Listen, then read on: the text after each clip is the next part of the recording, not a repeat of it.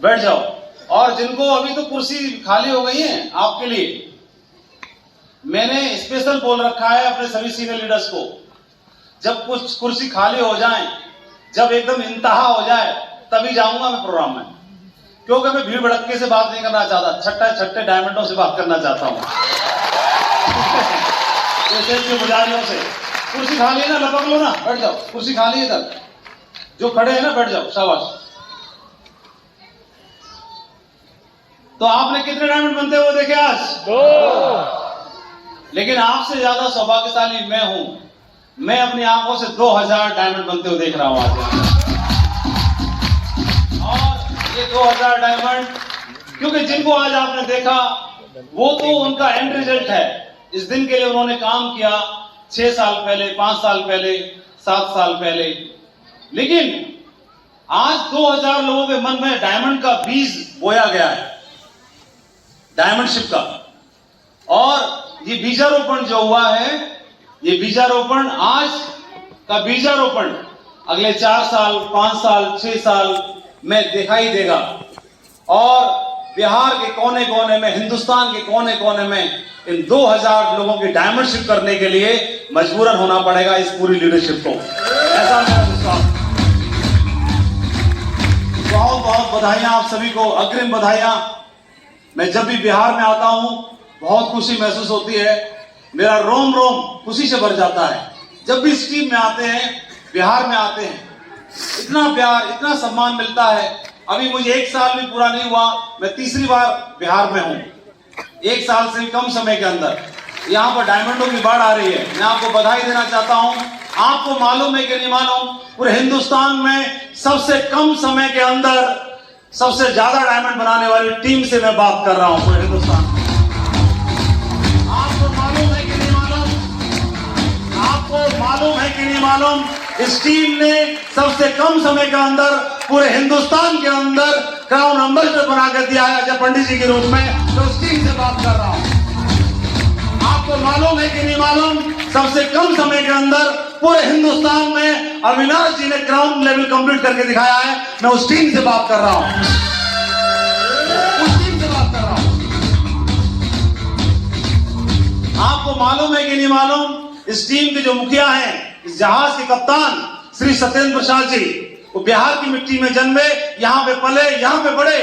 लेकिन उनका वो रोजी रोटी के लिए जब उत्तर प्रदेश आगरा शहर में गए, उनको बाई चांस, क्योंकि चॉइस से तो हम मजदूरी करते हैं, नौकरी करते हैं, डॉक्टर बनते हैं, इंजीनियर बनते हैं, बीटेक करते हैं, एमटेक करते हैं, किसान बनते हैं, दुकान खोलते हैं, लेकिन कोई भी डायमंड बनने की प्लानिंग कभी नहीं करता।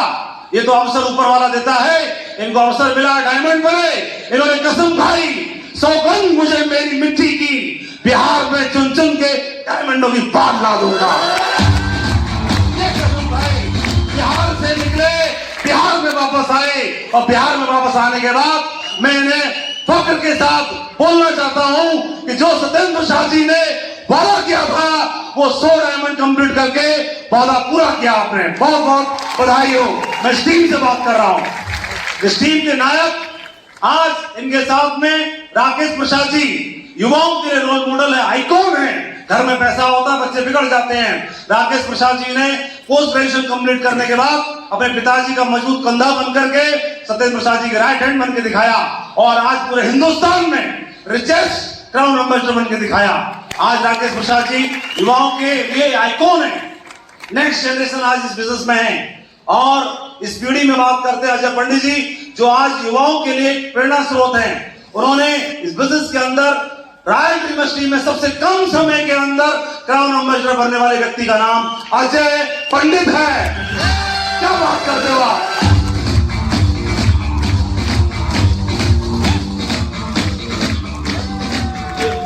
अजय पंडित जी गुरु के रूप में मिले, स्वीकार किया, और आज इतिहास बना दिया।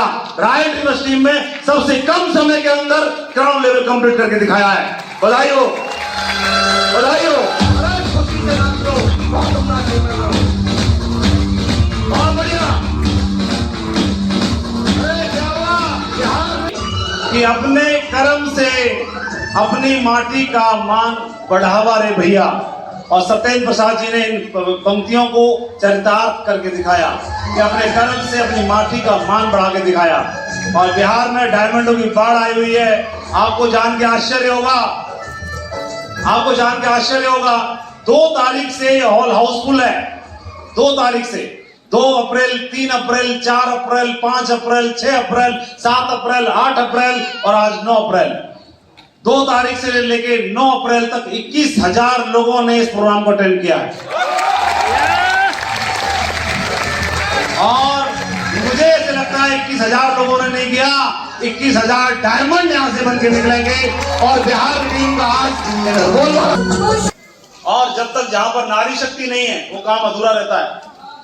और अभी तक ऐसे बोलते थे ये तो ऐसे ही घूमते रहते हैं, उनका काम है। लेकिन महिलाओं की भागीदारी जब से होना शुरू हुई तो मैं देख रहा हूं कि बिहार की टीम में महिलाओं की भागीदारी मिलना शुरू हो गई है, तो डायमंडों की बाढ़ भी आना शुरू हो गई है। तो मैं चाहता हूं महिला शक्ति के लिए, नारी शक्ति के लिए जोरदार तालियां होनी चाहिए। बहुत बढ़िया। सत्येंद्र प्रसाद जी ने काम करने की शुरुआत की, यहीं की मिट्टी में जन्मे हैं, बिहार की मिट्टी में जन्मे, और ये काम के लिए वहां पे गए। इनके साथ में सुनीता मैडम शुरुआत से, डे 1 से, जब से उन्होंने बिजनेस को देखा समझा, इनके साथ कदम से कदम मिलाकर के काम किया। हर एक रिकॉग्निशन में ये साथ में रही, सिल्वर से लेकर के और क्राउन एम्बेसडर बनने तक हमेशा मजबूत कंधे की तरह अड़ी रही। इनको बिजनेस बाहर डेवलप करने के लिए जाना था, कभी विरोध नहीं करती थी, सहयोग करती थी, सपोर्ट करती थी। टीम के लोग आते थे, उनका पूरा सहयोग करती थी, सपोर्ट करती थी। बच्चे थे, उनको संभालने काम किया, दोनों बच्चों को संभाला, बड़ा किया, अच्छे संस्कार दिए। अच्छे संस्कारों का परिणाम यह है राकेश प्रसाद जी आज यहाँ पर मजबूत कंधा बन के बैठे हुए हैं। और उन्हीं के सहयोग की वजह से कई महिलाएं मतलब परेशान हो जाती हैं, दुखी हो जाती हैं।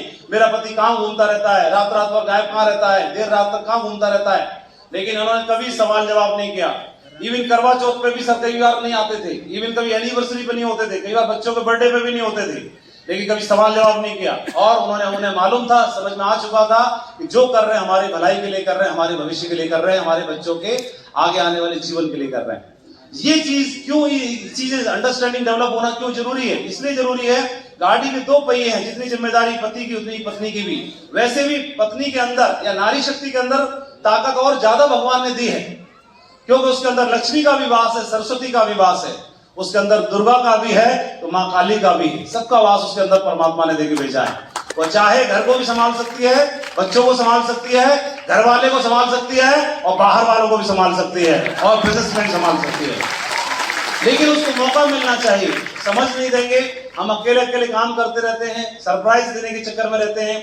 हमें लगता है कि मैं डायमंड बन जाऊंगा तब बुलाऊंगा, हमें लगता है कि मतलब सरप्राइज देने के चक्कर में रहते हैं। इसीलिए वो डाउट भी करती है, उसकी मर्जी, वो जानबूझ के नहीं करती ऐसा, तो उसकी मजबूरी है ऐसा, क्योंकि वो प्रोटेक्शन देना चाहती है ना, तो हर हाल में भला चाहती है। इसलिए ये बिजनेस फैमिली बिजनेस है, फैमिली में इन्वॉल्व होकर करिए, आपकी ताकत बढ़ेगी।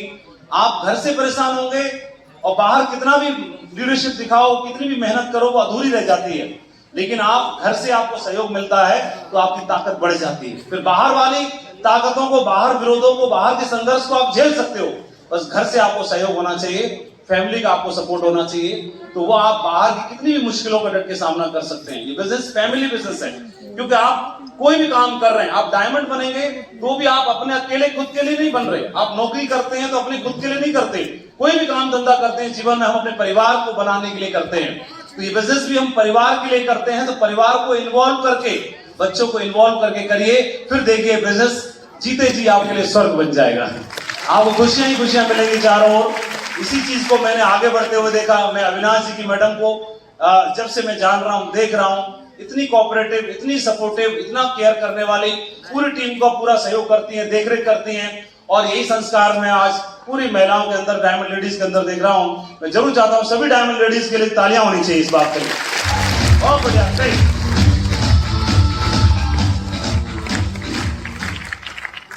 मैं, कितने भाई मेरे को फर्स्ट टाइम देख रहे हैं? बहुत सारे हैं। तो मैं शॉर्टकट में अपने बारे में बताता हूं। मेरे को परमिशन जितनी मिली थी, मेरा टाइम पूरा हो गया, तो लेकिन मैं शॉर्टकट में अपने बारे में बताता हूं। मेरा जन्म आगरा में हुआ, उत्तर प्रदेश के शहर में, और कर्मस्थली भी मेरी वही बनी। और आप बिहार वाले, मैं यूपी वाला, तो यूपी और बिहार वाले तो भाई भाई माने जाते हैं। और यूपी बिहार वाले जहां चले जाए वो कब्जा कर लेते हैं, है कि नहीं? कब्जा करके रखा हुआ है पूरे भारत की जड़ों में, है ना? तो राजनीतिक क्षेत्र पे हो और यूपी बिहार अगर निकाल दिए जाए तो राजनीति में बचेगा क्या? कुछ नहीं बचेगा सर। हाँ बोलो, क्या बचेगा? ऐसे ही भारत की जड़ों में कोई भी प्रदेश हो, अगर वहां पर यूपी वो और खासतौर बिहार को निकाल दिया जाए तो वो बचेगा क्या?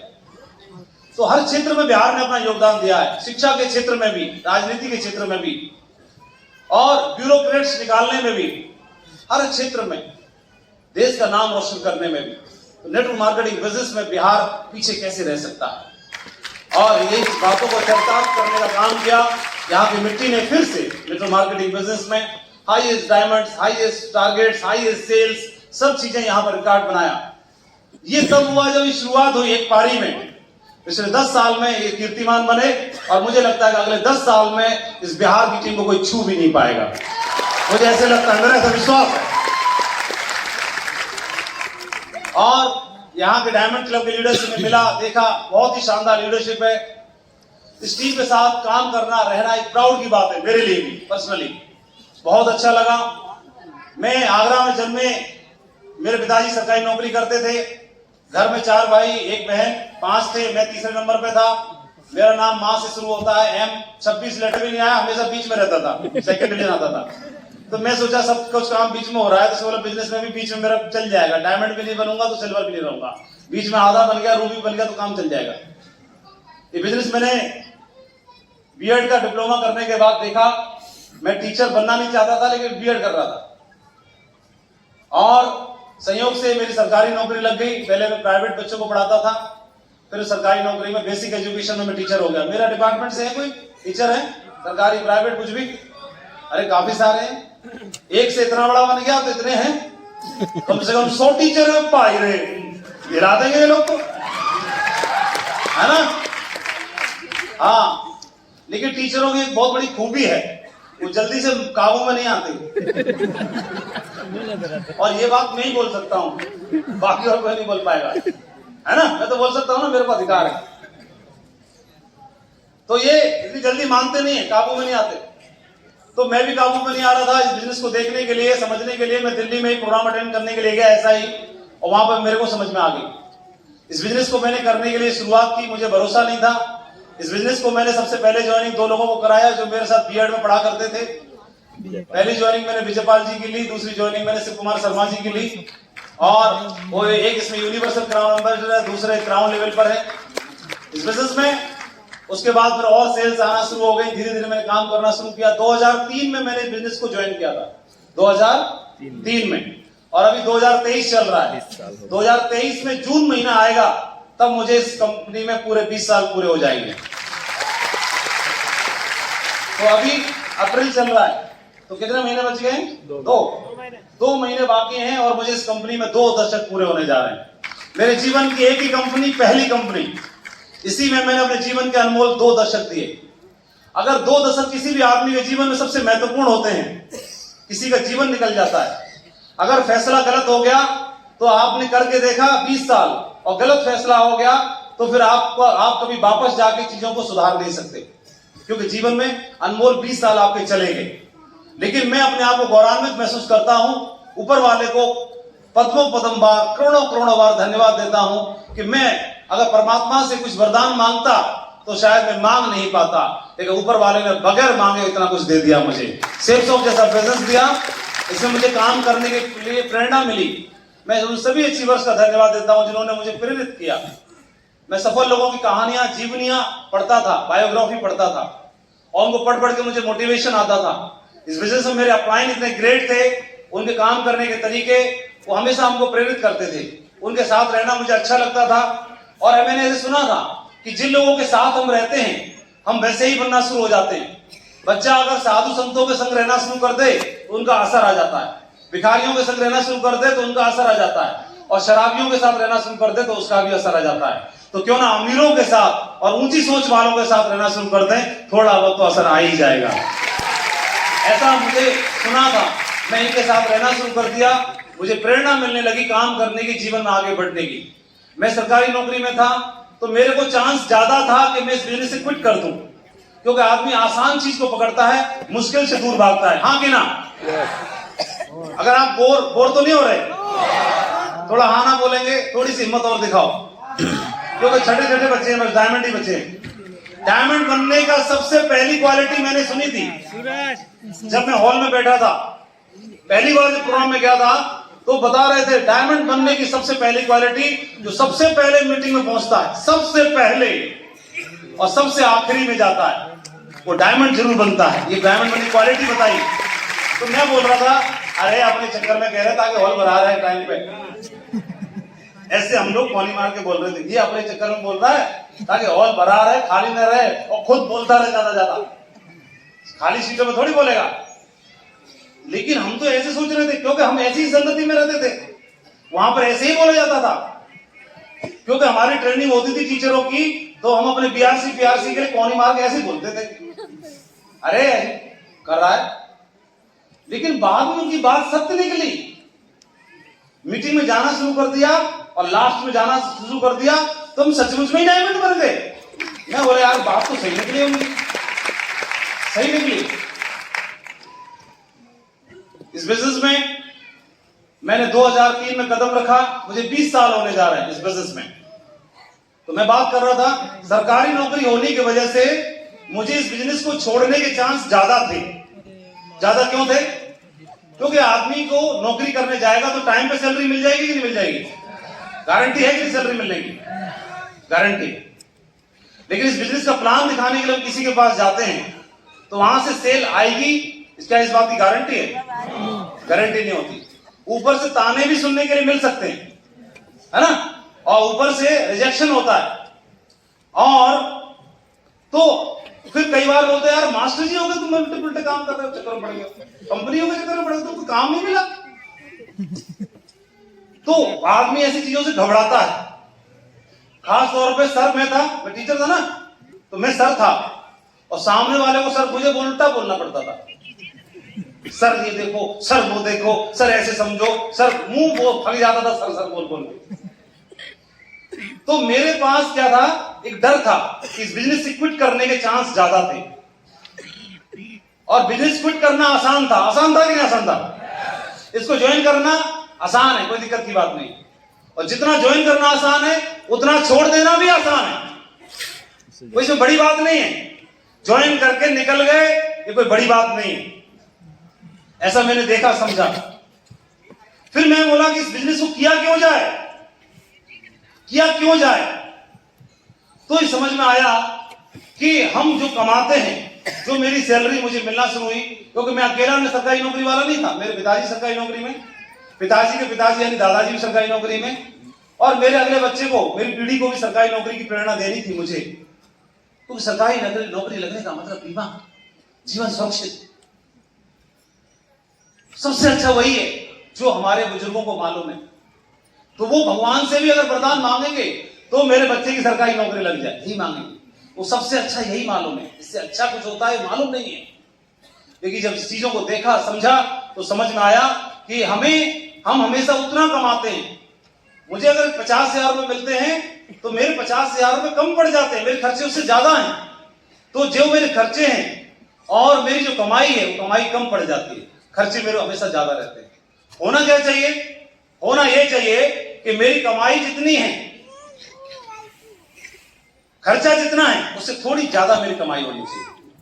मेरे खर्चे अगर 60,000 के हैं तो मेरी कमाई 60,000 से थोड़ी ज्यादा होनी चाहिए। तो क्या होगा, मेरे खर्चे भी पूरे हो जाएं और थोड़ा पैसा बच भी जाए। ऐसे तो होना चाहिए। हम उल्टा करते हैं, हमारी जितनी कमाई होती है उसके हिसाब से हम अपने आप को सिकोड़ते हैं। यहाँ बचाओ, उसमें बचाओ, सब्जी में बचाओ, इसमें बचाओ, फीस में बचाओ, स्कूल की उसमें बताओ, किताबों में बचाओ, सब्जी में काम चलाओ, इसमें बचाओ, उसमें बचाओ, और तब जाके थोड़ा थोड़ा इकट्ठा करने की कोशिश करते हैं। और तो अब समय बदल रहा है, जमाना बदल रहा है, सारी चीजें बदल रही हैं। तो वहां पर सपने जो होते हैं वो धीरे धीरे करके आदमी के खत्म होना शुरू हो जाते हैं। एक बच्चा आप ही के घर में, मेरे घर में नहीं, आप ही के घर में किसी बच्चे से पूछ लेना, यहां भी है, किसी से पूछ लो, कक्षा 4 में पढ़ता है, 5 में पढ़ता है, 3 में पढ़ता है, 2 में पढ़ता है, 8 में पढ़ता है, बेटा बड़ा होकर क्या बनोगे, बेटी बड़ी होकर क्या बनोगी? तो सबकी जुबान पे मैं डॉक्टर बनूंगी, मैं पायलट बनूंगा, मैं ये बनूंगा, मैं डॉक्टर इंजीनियर बनूंगा, मैं सीए बनूंगा, मैं आर्किटेक्ट बनूंगा, मैं फैशन डिजाइनर बनूंगा, मैं पायलट बनूंगा, मैं आर्मी में जाऊंगा, मैं पुलिस में जाऊंगा, मैं अधिकारी बनूंगा। कोई छोटी मोटी बात नहीं करता, बड़ी बात करते हैं सभी, बड़ी बात। बच्चे बड़ी बात करते हैं क्योंकि उनके दिमाग में कोई वायरस नहीं है। किसी दुनिया ने ठोक पीट के उनको ये नहीं बताया कि कुछ संभव नहीं है। लेकिन जैसे ही वो ग्रेजुएशन करता है, इंटर पास करता है, ग्रेजुएशन करता है, पोस्ट ग्रेजुएशन करता है और भर्ती निकली, बैंक की, सिपाही की, कहीं की भी भर्ती निकली, 1000 भर्ती निकली, आवेदन करने वाले 10 लाख। आप कितने भी नंबर ले आना, कितना भी दौड़ लगा लेना, कितना भी हाई जंप लगा लेना, कितना भी हाई मेरिट ले आना, कुछ भी हाई कर लेना, कितना भी हाई सीना कर लेना, भाई साहब सेलेक्ट तो 1,000 होंगे 10 लाख में से। 9,99,000 वापस high high high high high के नाम पे, हाई मेरिट के नाम पे, हाई सीना के नाम पे, हाई लंबाई के नाम पे, हाई किसी और चीज के नाम पर छांटना ही है। तो जिसकी मेरिट अच्छी, जिसकी लंबाई अच्छी, जिसका सीना चौड़ा, वो तो भर्ती हो गया। लेकिन बाकी का क्या? बाकी 9,99,000 का क्या? क्या वो कम पढ़े लिखे हैं? क्या वो कम मेहनती हैं? क्या उनके घर में खर्चा नहीं है? क्या उनको जीवन जीने का अधिकार नहीं है? है उनको। लेकिन उसके लिए क्या? जो कॉलेज टॉप करता है, जो यूनिवर्सिटी टॉप करता है, जो आईआईटी टॉप करता है, उसको कोई भी दुनिया की बड़ी कंपनी आके सेलेक्ट कर लेती है। लेकिन जो टॉप नहीं कर पाया उसका क्या? जो टॉप नहीं कर पाया, कॉलेज टॉप नहीं किया, यूनिवर्सिटी टॉप नहीं किया, मेडल नहीं जीता, उसका क्या? उसका क्या? जिसको गूगल देख के नहीं मुंह उठा करके आईआईटी सिलेक्शन होता है, कैंपस उड़ा ले जाते हैं, उसको उड़ा ले जाते हैं। लेकिन मेरा और आपका क्या? जिसने टॉप कभी किया ही नहीं, जिसको कुछ टैलेंट उसके अंदर है नहीं, कुछ और आता नहीं, लेकिन वो मेहनती बहुत है, उसकी रगों में, खून में मेहनत बसती है, वो कुछ कर गुजरना चाहता है, उसका क्या? कोई तो होना चाहिए। यस है, ये सेफ शॉप आपको मौका देती है। आ जाओ, स्वागत है आपका। आप मेहनत करना चाहते हो, स्वागत है आपका। आइए, वेलकम है, बनिए, डायमंड बनिए। मत पढ़ो, तुम सरकारी नौकरी में हो, बढ़िया हो, ट्यूशन पढ़ा लेना, कुछ कर लेना, ये काम मत करना। मैं इस बिजनेस में, मैं उनसे एक ही सवाल करता था कि ठीक है मैं सेफ शॉप नहीं करता, लेकिन मुझे कुछ करना अपने परिवार के लिए, अपने परिवार के लिए कुछ करना है। मैं सेफ शॉप तो बिल्कुल नहीं करूंगा आज के बाद। मैं करूंगा रात दिन मेहनत। मेरे पास पैसा नहीं है, मेरे पास जमीन नहीं है, मेरे पास प्रॉपर्टी नहीं है, और मेरे पास जो भी डिग्री डिप्लोमा है वो आपके सामने है। मैं रात दिन मेहनत करूंगा, मेहनत में शिकायत नहीं दूंगा, जी तोड़ मेहनत करूंगा। मुझे आप बता दो मैं क्या करूं? परिवार के सपने पूरे करना चाहता हूं, बच्चे को अच्छे स्कूल में पढ़ाना चाहता हूं, घर के लिए कार चाहता हूं, एक अच्छा घर चाहता हूं, कुछ अच्छा चाहता हूं, सपने पूरे करना चाहता हूं। मुझे बता दो, आप बता दो क्या करूं? बता दो क्या करूं? क्या करूं आप बता दो। सेफ शॉप तो बंद कर दी, आप बताओ क्या करूं? मैं आपसे पूछता हूं, आपके पास कोई रास्ता है? कोई है? तो जब तक नहीं मालूम तब तक सेफ शॉप कर लेते हैं। तब। और ये सवाल मैं 20 साल से पूछ रहा हूं सबसे, पूरे भारत में घूम घूम के 20 साल से पूछ रहा हूं। और 20 ये तो मजबूरी में करनी पड़ रही है सेफ शॉप मेरे को, क्योंकि अभी तक मिला नहीं कुछ जो करूं। तब तक यही कर लूं, खाली बैठने से बढ़िया है ना। इस 20 साल इस चक्कर में हो गए कि किसी ने बताया ही नहीं अभी तक, और मुझे लग रहा है इसी में करते करते एक दिन 200 साल भी हो जाएंगे, हमारी पीढ़ियों भी इस बिजनेस में करेंगे। इस बिजनेस में क्या परिवर्तन आया? इस बिजनेस में कितना परिवर्तन आया? थोड़ा सा, क्योंकि मेरे को नहीं लगता जहां पर आईआईटी टॉप में गोल्ड मेडलिस्ट बैठे हैं सब मेरे जैसे देसी हैं यहाँ पे, है ना? थोड़ा हिसाब लगाना, 10,000 की टीम पे डायमंड बनता है कितने पे? 10,000। और 50 लाख, सीधा सीधा कैलकुलेशन। एक सेल पे कितना पैसा मिलता है? 200 बिजनेस वॉल्यूम पे, एक लीडी पे 500। कितना मिलता है? 500। एक पे 500 मिलता है, तो 10,000 सेल में 50 लाख हो गया सीधा सीधा। ठीक है, तो एक डायमंड बना 50 लाख अंदर। क्यों भाई कमलेश ठाकुर कर लिया अंदर 50 लाख? तभी लाल पड़े हुए हैं। ये देखो अमीरी छा रही है। हाँ, तो एक डायमंड बनने पे 50 लाख। हमारी टीम में अभी 500 क्रॉस कर चुके हैं। कितने क्रॉस कर चुके हैं? 500। ठीक है जी, बड़ा हिसाब जोड़ते रहना। ठीक है जी। तो रोकड़ा वाला मामला ठीक ठाक हो गया होगा? अरे बताओ ना, ठीक ठाक हो, काम चला हो गया होगा?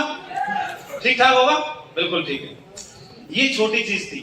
ठीक है, ऐसे मैं मुंह बड़ाई करने के लिए नहीं आया यहाँ पे बिहार में, अपनी शान बगैरने के लिए मैं पैसा कमाता हूं। अब असली बात क्या है? कोई आदमी चाहता है बड़ा घर और कोई आदमी चाहता है बड़ी कार। चाहता है नहीं चाहता है? और कोई आदमी चाहता है बड़ी जमीन, 100 बीघा जमीन हो, है ना? लेकिन ये आपका भाई चाहता था बड़ा परिवार और सरकार ने लगा दिया हम दो हमारे दो। अब फंसे भाई साहब, है ना? मम्मी पापा को जोड़ के, भाई बहनों को जोड़ के, सब ना भाई भतीजा ममेरो चचेरो जो जोड़ो 20-30 से ज्यादा नहीं हो सकते थे। और इसको भाई को न तो बड़ी कार चाहिए थी, न बड़ा घर चाहिए था, इसको बड़ा परिवार चाहिए था। तो 20-25 से ज्यादा हो नहीं पाता। तो भगवान ने ऐसा मौका दे दिया सेफ शॉप का। 55 लाख परिवार अभी हमारे परिवार में है। हिंदुस्तान में खुशी लगी, अच्छा लगा, खुशी लगी तो ताली बजाना।